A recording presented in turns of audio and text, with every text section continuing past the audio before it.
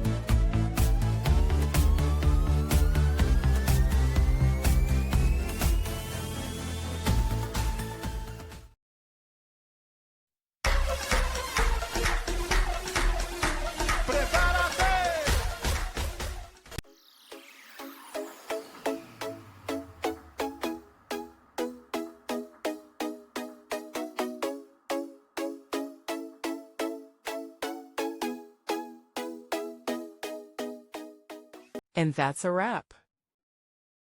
I hope you found the answer you were looking for. If you did, take a second to hit that subscribe button. It really helps out. And let me know in the comments which solution worked best for you. See you next time in the debug zone.